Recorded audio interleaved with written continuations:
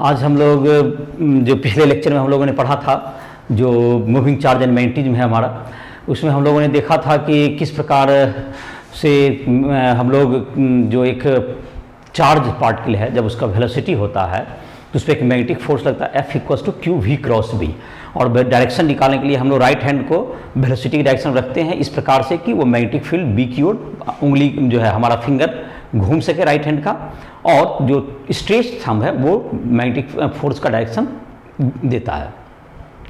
उसके बाद हम लोगों ने पढ़ा था एक दूसरा कि जो कंडक्टर है, कंडक्टिंग वायर है, उसमें जो मैग्नेटिक फोर्स लगता है that's equals to F equal to I L cross B, तो ये मैग्नेटिक फोर्स हो गया तुम्हारा। तीसरा है, तुमको हम लोगों ने उसी लेक्चर में पढ़ा था कि जब एक पर्टिकुलर मैग्नेटिक फील्ड अप्लाई किया जाता है किसी चार्ज पार्टिकल को, तो परपेंडिकुलर मैग्नेटिक फील्ड में जो फोर्स होता है वो हमेशा वेलोसिटी के परपेंडिकुलर होता है। Magnetic force is always perpendicular to velocity. इसका मतलब ये हुआ कि उसका जो काइनेटिक एनर्जी है, उसका या काइनेटिक एनर्जी के हैं या स्पीड के हैं, वो चेंज नहीं होता है मैग्नेटिक फोर्स के कारण। तो उसके कारण अगर परपेंडिकुलर मैग्नेटिक फील्ड है वेलोसिटी के, तो पार्टिकल जो एक सर्कुलर पाथ में घूमता है, और अगर वो परपेंडिकुलर नहीं है तो उसे दो कंपोनेंट हम लोग बांटते हैं, जिस कारण से उसका मोशन स्पाइरल मोशन हो जाता है या हेलिकल मोशन। तो ये जो तुम्हारा हो गया, ये इन सबों के बारे में हम लोगों ने पढ़ा था। और उसका जो क्वेश्चंस दिया हुआ था उसमें दो एग्जांपल मैंने पिछले लेक्चर में बताया भी था, 4.1 एंड 4.2। आज से हम लोग लेक्चर के स्टार्ट करते हैं 4.3 एग्जांपल से, और उसके बाद हम लोग देखेंगे एक साइक्लोट्रॉन। तो साइक्लोट्रॉन जो है तुमको एक डिवाइस है, साइक्लोट्रॉन एक डिवाइस है जिसके बारे में हम लोग पढ़ेंगे, जो इससे कि हम लोग हाई वेलोसिटी ऑब्जर्व कर सकते हैं। तो उसके पहले हम लोग ने पिछले लेक्चर का जो हमारा एक एग्जांपल बचा हुआ है उसको देख लेते हैं, और उसके बाद साइक्लोट्रॉन पढ़ते हैं इस लेक्चर में। तो NCERT एग्जाम्पल 4.3, तो ये क्या है, तुमको ये दिया हुआ है कि इसमें एक इलेक्ट्रॉन है। इलेक्ट्रॉन का मास पता ही होगा, इलेक्ट्रॉन का मास होता है 9.11 इंटू 10⁻31 kg, ये क्वेश्चन में भी गिवन है। इसका जो चार्ज होता है इलेक्ट्रॉन का, नेगेटिव चार्ज 1.6 इंटू 10⁻19 कूलम, ये चार्ज दिया हुआ है, और इसको स्पीड दिया गया है, इस इलेक्ट्रॉन को वेलोसिटी दिया गया है 3 इंटू 10⁻7 मीटर पर सेकेंड, और इसको एक पर्टिकुलर मैग्नेटिक फील्ड में दिया गया है दैट इज 6 इंटू 10⁻⁴ टेस्ला में परपेंडिकुलर मैग्नेटिक फील्ड है। परपेंडिकुलर मैग्नेटिक फील्ड ये है परपेंडिकुलर मैग्नेटिक फील्ड। तो जैसा अभी बता रहे थे, परपेंडिकुलर मैग्नेटिक फील्ड के इफेक्ट से ये तुमको क्या होगा, ये तुमको क्या करेगा, एक पर्टिकुलर जो है तुमको एक पर्टिकुलर रेडियस में क्या करेगा, इसका जो तुमको है एक पर्टिकुलर रेडियस में ये मूव करेगा। तो इसका जो कि मैग्नेटिक फील्ड दिया हुआ है, तो इसका निकालना है कि कितने रेडियस के सर्किल में ये रोटेट करेगा, कितना सर्किल का रेडियस कितना होगा और इसकी फ्रीक्वेंसी क्या होगी। तो इसका रेडियस निकाल लिया जाए। तो इसका जो रेडियस होता है जो, तो जाहिर है कि यहाँ पर हम लोग देखते हैं, अगर ये पर्पेंडिकुलर मैग्नेटिक फील्ड है तो ये सर्कुलर पाथ जब जाता है तो इसका जो कि सेंटर की तरफ जो फोर्स लगता है, ये सेंट्रीपिटल फोर्स जो F और क्यू भी बी, और that's equals to mv square by r। तो ये तुमको जो सेंटर की जो फोर्स लगता है दैट इज सेंट्रीपिटल फोर्स देता है। तो फिर से इसको लिखते हैं, इसका मतलब हो गया कि r इक्वल्स टू क्या होगा तुम्हें mv by Q B, mv by Q B. तो सारा डाटा यहाँ गिवन ही है, इसको पुट कर देंगे तो इसका रेडियस आ जाएगा। तो मास है तुमको 9.1 इंटू 10⁻31 kg, वेलोसिटी है तुमको 3 इंटू 10⁻7 मीटर पर सेकेंड, और तुमको चार्ज हो गया 1.6 इंटू 10⁻19 कूलम, और मैग्नेटिक फील्ड है 6 इंटू 10⁻⁴ टेस्ला। तो यहाँ पर जो तुमको है, अब कैलकुलेट करेंगे तो 9.1 और ये तुमको कैंसिल होकर 2 हो गया, नीचे 2 हो गया, और यहाँ पर है तुमको 3.2 हो जाएगा, और 3.2 और यहाँ पर हो गया 9.1। तो 3.2 और 9.1, तो और पावर को देख लें 3.91 और 9.1 कटेगा 2.6 के आसपास आ जाएगा। तो 2.6। अब ये डिजिट का देखते हैं, -31 और 7 दैट इज -24, -31 और 7 -24, और नीचे देखते हैं तुम्हारा क्या है -19 और तुमको -4 -23, तो -1 हो गया, तो that is equals to 0.26 metre. तो ये मीटर में आ जाएगा तुमको रेडियस, दैट्स इक्वल्स टू क्या होगा 0.26 मीटर या 24 सेंटीमीटर, ये रेडियस हो गया। जहाँ तक कि इसकी फ्रीक्वेंसी की बात है, ये कितना टाइम पे इसका फ्रीक्वेंसी जो तुम्हारा था, टाइम पीरियड इसका क्या हो जाएगा, एक बार घूमने में जो टाइम लगेगा वो तुमको कितना हो जाएगा देख लेते हैं। Time period t is equal to क्या होता है तुमको 2πr/v, और frequency is equal to 1 frequency nu is equal to 1 time period. तो 2π तो v/2πr हो गया, और r का वैल्यू यहाँ पे पुट कर देंगे तो v/2π mv इंटू QB, तो ये तुम्हारा v कैंसिल आउट हो जाएगा, और दैट्स इक्वल्स टू QB, या 2πr का वैल्यू भी रख सकते थे यहाँ पर, और बाय स्पीड दिया हुआ था तो उससे भी निकाल सकते थे, या इससे भी कैलकुलेट कर सकते हो। तो इसका वैल्यू जैसे कि क्या था तुम्हारा 2πr/v है तुमको, या 2πr/v और या v/2πr, तो v/2πr है तो या तो इससे कैलकुलेट कर सकते हैं, या वेलोसिटी भी है ही मेरे पास, रेडियस भी है तो उसी से कैलकुलेट कर देते हैं। तो ये जिससे तुमको सुविधा हो उससे कैलकुलेट कर सकते हो, इससे भी कर सकते हो या नहीं तो इससे भी कर सकते हैं, क्योंकि हमारे पास दोनों डाटा उपलब्ध ही है। तो v का वैल्यू कितना है तुमको 3 × 10⁷ मीटर पर सेकेंड, और ये हो गया 2 × 3.14 इंटू 0.26 मीटर, तो ये तुमको पर सेकेंड हर्ट्ज में मतलब आ जाएगा ये। तो 3 × 3.14 तो 9.42, और इंटू आ गया तुम्हें दैट इज 0.26 यू मीन, और ये हो गया 9.2 into that is equal to 6.28 into तो 1.6 के अबाउट आ जाएगा ये, और ऊपर है तुमको 3 है तो लगभग हो जाएगा 2 के आसपास 1.6, और पावर की बात देखें तो ये तुम्हारा 10⁷ तो R है, तो ये हो गया तुमको 2 × 3.6.28 इंटू 1.5, और ये हो गया तुमको करीब करीब 1.5, और ये तुमको तो 2 के अबाउट आता है 20 मेगाहर्ट्ज के आसपास आ रहा है ये सर, 22πr, हाँ लगभग तो आ ही रहा है इसका वैल्यू, 20 मेगाहर्ट्ज के अबाउट में ये आएगा, 20 mHz, ये सर देख लो कैलकुलेशन, और तुम्हारा ये आना चाहिए। और जहाँ तक कि इसकी काइनेटिक एनर्जी की बात है, काइनेटिक एनर्जी इसका इलेक्ट्रॉन का क्या होगा, तो काइनेटिक एनर्जी क्या हो जाएगा, kinetic energy is equal to क्या होता है 12 mv²। तो वेलोसिटी आपको गिवन है, मास गिवन है, आप काइनेटिक एनर्जी इसका कैलकुलेट कर सकते हैं आसानी से। तो इस प्रकार से क्या होगा तुमको और किलो इलेक्ट्रॉन वोल्ट में बदलने के लिए क्या करेंगे हम लोग, तो काइनेटिक एनर्जी जो होता है, kinetic energy is equal to 12 mv², तो 12 इंटू 9.1 इंटू 10⁻³ इंटू 3 इंटू 10⁷ का होल स्क्वायर, ये जूल में आ गया। और जूल को बदलना है, अगर इलेक्ट्रॉन वोल्ट में बदलना होता है तो मैं इसमें डिजिट लिख देता हूँ 1.6 इंटू 10⁻19 से डिवाइड कर देते हैं, तो ये इलेक्ट्रॉन वोल्ट में आ जाएगा। और मेगा इलेक्ट्रॉन वोल्ट में बदलना है तो और 10⁻6 से कर दीजिए, तो ये मेगा इलेक्ट्रॉन वोल्ट में आ जाएगा, या किलो इलेक्ट्रॉन वोल्ट 10⁻3 से कर दीजिएगा। तो इस प्रकार से क्या होता है, ये सब कैलकुलेशन कर सकते हो। तो आई होप कि समझ में आ गया होगा ये चीज। रेडियस कितना हो गया 26 सेंटीमीटर आ गया तुमको। रेडियस का mv² याद, अगर रेडियस का फॉर्मूला नहीं रहता तो इतना तो याद आसानी से रखता है कि magnetic force QVB particular magnetic field में is equal to centripetal force, और इससे रेडियस निकल जाएगा। और टाइम पीरियड क्या होगा तुमको, एक चक्कर लगाने में 2πr सर्कमफेरेंस बाय स्पीड, तो स्पीड दे देंगे तो उसका क्या हो जाएगा, टाइम पीरियड निकलेगा। टाइम पीरियड से फिर फ्रीक्वेंसी भी निकाल सकते हैं, और इस प्रकार से इस तरह क्वेश्चन को बना सकते हो। तो ये तुम्हारा एनसीईआरटी का क्वेश्चन था जो मैंने सॉल्व कर दिया। एसटी वर्मा के बुक में भी बहुत से क्वेश्चंस दिए हुए हैं और तुम सॉल्व करोगे, और जहाँ दिक्कत होती है जो भी क्वेश्चन तुमको अच्छे क्वेश्चन के स्टैंडर्ड दिए हुए हैं और काफ़ी जो एडवांस तक के लिए सफिशिएंट है और तुमको बनाओगे उसमें, जहाँ भी दिक्कत होगी तो हमसे राइस ट्यूटोरियल ऐप के माध्यम से कभी भी संपर्क कर सकते हो। वहाँ पर तुमको जो भी हमारा जो ईमेल आईडी या फ़ोन नंबर मिल जाएगा उस पर तुम कांटेक्ट कर सकते हो हमसे।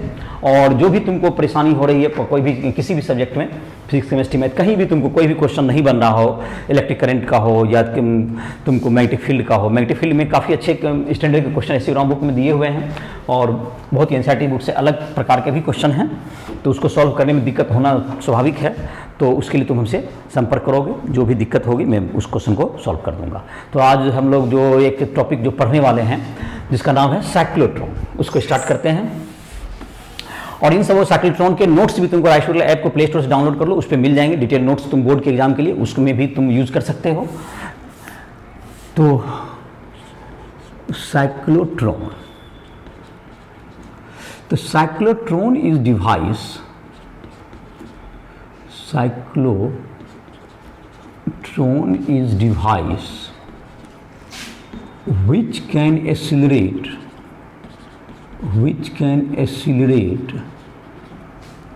charged particle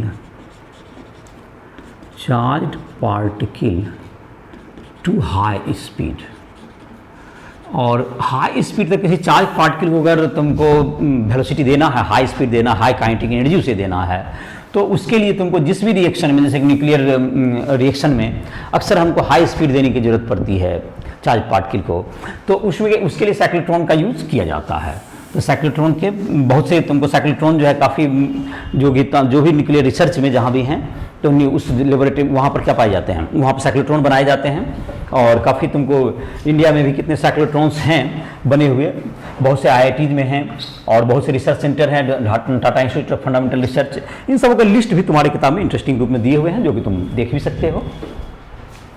और लार्ज हाइड्रोजन कोलाइडर जहाँ पे तुमको है, जो कि फ्रांस के आसपास जो लेबोरेटरी है, जिसका कि तुमको साइक्लोट्रॉन का कैपेसिटी सबसे हाईएस्ट है अभी। और यहाँ पर भी हम लोग के देश में भी बहुत से साइक्लोट्रॉन जो आईआईटीज में अक्सर बने हुए हैं और भी बहुत से रिसर्च सेंटर में हैं। तो हम लोग इसके कंस्ट्रक्शन के बारे में देखते हैं पहले। तो तुमको साइक्लोट्रॉन में क्या होता है, साइक्लोट्रॉन में दो साइक्लोट्रॉन जो बेसिकली वर्क करता है, ये इलेक्ट्रिक फील्ड और मैग्नेटिक फील्ड दोनों के इफेक्ट से ये काम करता है। और इस प्रकार से क्या करता है साइक्लोट्रॉन में मेन जो कि इसमें जो कि ये बात देखा होगा तुमने अभी भी जो हमने कहा था, फ्रीक्वेंसी हमने जो निकाला था उसमें स्पीड से वो स्पीड उसमें नहीं रहता है। कितना भी स्पीड बढ़े तो स्पीड बढ़ने से उसका रेडियस बढ़ जाता है, लेकिन घूमने में जो समय लगता है वह समान होता है। और इसी का यूज करके बनाया गया डिवाइस है साइक्लोट्रॉन। तो एक बात ध्यान रखना, मैंने फिर से बात बताएं कि अगर जैसे अभी हमने देखा 2πr/v हमने किया, तो रेडियस में वेलोसिटी, तो वो वेलोसिटी r बराबर mv/q भी, तो v भी कैंसिल आउट हो गया। तो आपका जितना भी समय लगता है एक चक्कर लगाने में वो इंडिपेंडेंट होता है स्पीड से। स्पीड बढ़ते भी जाएगा तो उसका रेडियस बढ़ जाता है और घूमने का समय समान रह जाता है, तो एक फुल सर्किल लगाने में। और इसी बात का यूज करके बनाया गया डिवाइस है साइक्लोट्रॉन।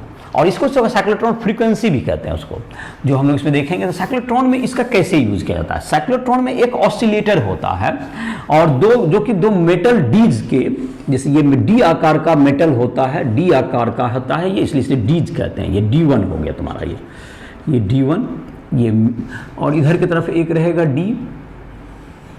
डी आकार का शेप का रहेगा। और इसमें तुमको यहाँ पर ये D2 कह सकते हो, और इसे दोनों को मिला करके डीज बोल देता है। ये दोनों को मिला करके ये डी शेप्ड कंडक्टर, ये तुमको ये भी डी शेप कंडक्टर है, दोनों साइड है डी शेप्ड कंडक्टर। इन दोनों को एक ऑसिलेटर से कनेक्ट कर दिया जाता है। इसमें ऑसिलेटर जो कि इलेक्ट्रिक फील्ड का डायरेक्शन को क्या कर सकता है, चेंज कर सकता है इस रीजन के। और अंदर में तुमको यहाँ पर एक सोलेनॉइड या तुमको टोरॉइड, इन सबों की मदद से यहाँ पर मैग्नेटिक परपेंडिकुलर मैग्नेटिक फील्ड रहता है, जो यहाँ नहीं रहता है। यहाँ भी मैग्नेटिक फील्ड रहेगा, इसमें भी मैग्नेटिक फील्ड प्रोड्यूस किए हुए रहता है जो परपेंडिकुलर रहता है। और ये मैंने कहा कि इसके लिए तुमको आगे डिवाइसेस इसी चैप्टर में बताएंगे, दैट इज सोलेनॉइड वगैरह, उसके हेल्प से ये मैग्नेटिक फील्ड तैयार किया जाता है। और ऑसिलेटर का काम होता है ये इलेक्ट्रिक फील्ड प्रोड्यूस करना, और ये एक फ्रीक्वेंसी के बाद जो ऑसिलेटर फ्रीक्वेंसी होगी उसके बाद ये इलेक्ट्रिक फील्ड का डायरेक्शन चेंज कर देता है। यहाँ पर इलेक्ट्रिक फील्ड होता है, और ये जो इलेक्ट्रिक फील्ड का डायरेक्शन है, इलेक्ट्रिक फील्ड ये तुमको चेंजिंग होते रहता है। ये इलेक्ट्रिक फील्ड कभी इधर रहेगा कभी इधर रहता है, ये चेंज होते रहता है इलेक्ट्रिक फील्ड का डायरेक्शन, चेंजिंग इलेक्ट्रिक फील्ड। ये oscillator can change the direction of electric field. ये लिख सकते हैं ऑसिलेटर ये तुमको क्या चीज काम आता है, change the direction of electric field, ये चेंज करता है डायरेक्शन ऑफ इलेक्ट्रिक फील्ड का। तो अब हम लोग करते क्या है इसमें, जो कि इसका वर्किंग प्रिंसिपल है, इसको कुछ इस ढंग से कर सकते हैं। ये डीज हो गया, डीज को इलेक्ट्रिक फील्ड से जोड़ दिए, और इसमें क्या और डीज ये कंडक्टर है तो इसके अंदर इलेक्ट्रिक फील्ड जीरो हो जाता है। तो ये कंडक्टर में electric field inside conductor zero, electric field inside conductor is equal to zero. यहाँ भी वही बात है, इधर भी जो कंडक्टर डीज के इनसाइड जो होगा इलेक्ट्रिक फील्ड जीरो होगा, और मैग्नेटिक फील्ड यहाँ पे काम करेगा। तो यहाँ पर क्या होता है, इसका जो पूरा अब सेटअप क्या है देखिए, यहाँ इस लेक्चर में तुमको इसको सेटअप वगैरह को समझा दिया जाएगा। इसके जो डिटेल नोट्स चाहिए तो राइटल ऐप को प्ले स्टोर से डाउनलोड करके उस पर हमारे द्वारा लिखाया गया नोट्स भी तुम उसमें लिख सकते हो और कॉपी डाउन कर सकते हो, जो बोर्ड के एग्जाम के लिए तुम्हें लाभकारी होगा। तो ये तुम्हारा हो गया, जो बोर्ड का एग्जाम देना है उसके लिए तुम्हारा होगा। अब यहाँ पर क्या होता है देखते हैं, जैसे पहले अगर ऑसिलेटर ने इसको क्या किया, इलेक्ट्रिक फील्ड को इस डायरेक्शन में, अगर पॉजिटिवली चार्ज पार्टिकल है तो अगर इलेक्ट्रिक फील्ड इस डायरेक्शन में है तो इसने इलेक्ट्रिक फोर्स अगर इसने लगाया, पॉजिटिव चार्ज है, अगर पॉजिटिव चार्ज प्लस क्यू, तो इलेक्ट्रिक फोर्स इधर लगा तो ये इधर की ओर जाएगा, और यहां पर जब जाएगा ये डीज में जब पहुंचेगा तो डीज में मैग्नेटिक फील्ड रहेगा, और इलेक्ट्रिक फील्ड यहां पर कंडक्टर के इनसाइड में जीरो हो जाएगा। तो जब ये यहां पहुंचेगा तो ये क्या हो जाएगा, ये तुमको एक सर्कुलर पाथ में तुमको ऐसे घूमेगा, और फिर यहां पर जब तक निकलेगा तब तक में इलेक्ट्रिक फील्ड का डायरेक्शन ऑसिलेटर के हेल्प से चेंज कर दिया जाएगा। यहां पर इलेक्ट्रिक फील्ड इधर लगेगा तो ये फिर एस्लेट करना इसको शुरू करेगा, और एस्लेट करेगा इसको यहां तक, और फिर तब तक एस्लेटर यहां पर फिर ये क्या होगा, यहां पर जाके फिर ये यहां पर कुछ वेलोसिटीज का बढ़ गया, क्योंकि यहाँ पहले इलेक्ट्रिक फील्ड, फिर से इस बात को रिपीट करते हैं, इलेक्ट्रिक फील्ड अभी इस डायरेक्शन में लग रहा है, तो इलेक्ट्रिक फील्ड जब इस डायरेक्शन में लग रहा है तो ये क्या किया, यहाँ पर इसको एक वेलोसिटी मिल गया यहाँ आने से, और अंदर जब गया तो वहाँ पे इलेक्ट्रिक फील्ड लगना बंद हो गया, क्योंकि कंडक्टर के इनसाइड में इलेक्ट्रिक फील्ड जीरो हो गया। तो वहाँ पर क्या होगा, ये मैग्नेटिक फील्ड का सर्कुलर पाथ में घूमना चाहा तो हाफ सर्किल कंप्लीट करने के बाद फिर मैग्नेटिक फील्ड बंद हो गया, नहीं मिलेगा उस रीजन में, क्योंकि बाहर इसके मैग्नेटिक फील्ड नहीं है। तो इसके कारण जबकि बाहर निकलेगा तब तक में ये ऑसिलेटर इसके इलेक्ट्रिक फील्ड का डायरेक्शन क्या कर देगा, चेंज कर देगा, और इलेक्ट्रिक फील्ड का डायरेक्शन जो चेंज कर इससे यहाँ एस्लेट करेगा ये, और एस्लेट करेगा तो फिर क्या होगा, ये तुमको यहाँ से मैग्नेटिक फील्ड से फिर यहाँ पर फिर जब एक हाई स्पीड से आएगा तो इसका radius r equal to mv by Q B, तो रेडियस इसका बढ़ जाएगा, जब स्पीड बढ़ता है तो ये फिर यहाँ डीज में क्या करेगा, घूमेगा, और यहाँ से फिर एक थोड़ा उससे बड़ा रेडियस का क्या बनाएगा, इसमें जितना रेडियस का बनाया होगा हाफ सर्किल, उससे बड़ा रेडियस का हाफ सर्किल बनाएगा, बट टाइम सेम रहेगा, और तब तक में फिर क्या हो जाएगा, ये इलेक्ट्रिक फील्ड का डायरेक्शन यहाँ पे चेंज हो चुका होगा, और इस प्रकार से इलेक्ट्रिक फील्ड का डायरेक्शन फिर ये एस्लेट करेगा और यहाँ पहुंचेगा, फिर ये एक बड़ा रेडियस का सर्किल बनाएगा, हाफ सर्किल, फिर यहाँ आएगा, फिर तब तक इलेक्ट्रिक फील्ड का डायरेक्शन यहाँ चेंज होगा, और इस प्रकार से क्या होगा, हर चक्र में इसका स्पीड हमेशा क्या करेगा, इलेक्ट्रिक फील्ड बढ़ाता जाएगा, और मैग्नेटिक फील्ड उसे जो है तुमको रोटेट करके पुनः उसी डायरेक्शन में पुनः उसी पाथ को रिपीट करता जाएगा, और इस प्रकार से उसका जो चार्ज पार्टिकल का स्पीड है हर एक सर्किल के बाद फुल रोटेशन के बाद बढ़ता ही जाएगा, और इस प्रकार से इसको हम लोग हाई स्पीड प्राप्त कर सकते हैं, दे सकते हैं। और जहाँ तक कि इसमें इसके कुछ थ्योरेटिकल पार्ट हुए तो यहाँ पे मैं लिख देता हूँ, द इलेक्ट्रिक फील्ड तो तुमको यहाँ पर जीरो हो गया, electric field inside the D क्या होता है, जीरो होता है, और जहाँ तक इसके डिटेल नोट्स है वो तुमको उसमें मिल जाएंगे। और जहाँ तक इसमें क्या हुआ, इसमें जहाँ तक अभी साइक्लोट्रॉन फ्रीक्वेंसी की बात है, साइक्लोट्रॉन फ्रीक्वेंसी और ऑसिलेटर फ्रीक्वेंसी दोनों इक्वल होता है, जितना देर में जितना देर में एक चक्कर ये पूरा करेगा उतना ही देर में इसको क्या होगा, चेंज हो जाता है। तो साइक्लोट्रॉन फ्रीक्वेंसी निकालने के लिए क्या हो जाता है, तुमको mv² इक्वल्स टू QV/B, तो R is equal to mv/QB।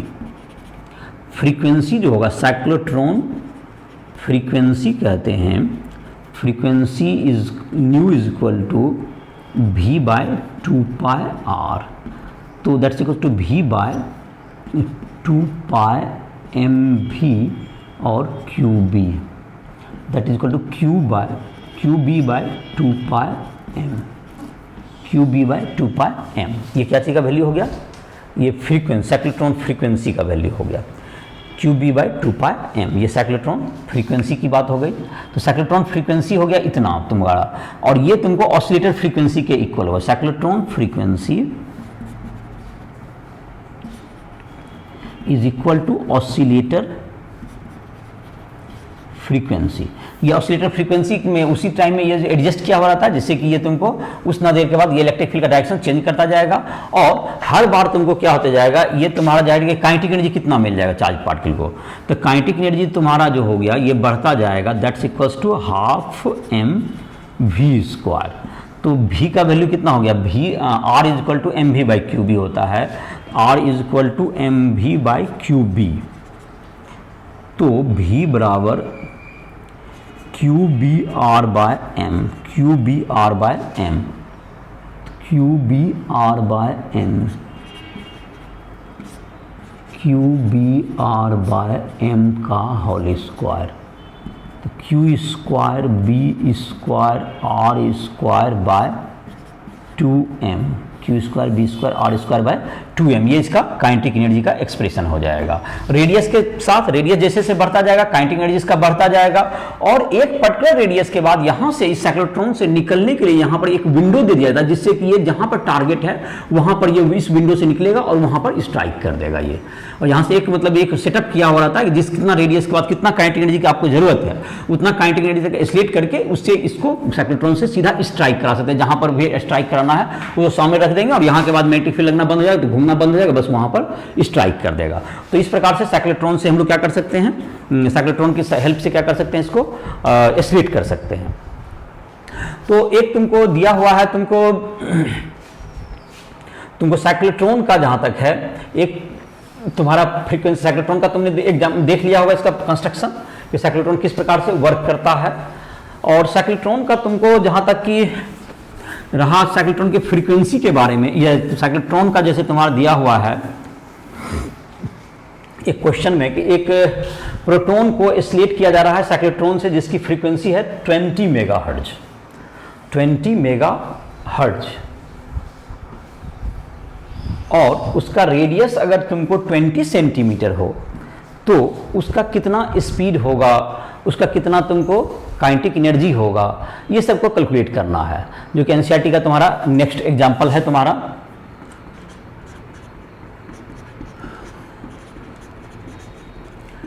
4.4 होगा। तो साइक्लोट्रॉन की फ्रीक्वेंसी दी हुई है, जहाँ तक मुझे याद आ रहा है 20 मेगाहर्ट्ज अगर है, 20 मेगाहर्ट्ज का साइक्लोट्रॉन फ्रीक्वेंसी दिया हुआ है। तो और चार्ज पार्टिकल का नाम है प्रोटॉन है तुम्हारा। तो चार्ज पार्टिकल प्रोटॉन तो पर चार्ज कितना होता है 1.6 इंटू 10⁻19 कूलम का चार्ज होता है, और मास होता है 1.66 इंटू 10⁻27 kg मास होता है इसका। और इसको तुमको क्या किया जा रहा है, इसको इस फ्रीक्वेंसी से हम लोग रोटेट कर रहे हैं। तो इसका जो साइक्लोट्रॉन फ्रीक्वेंसी है तो इसमें चाह रहा है कि तुमको मैग्नेटिक फील्ड का वैल्यू क्या होगा, जिससे कितना फ्रीक्वेंसी क्रिएट हुआ होगा।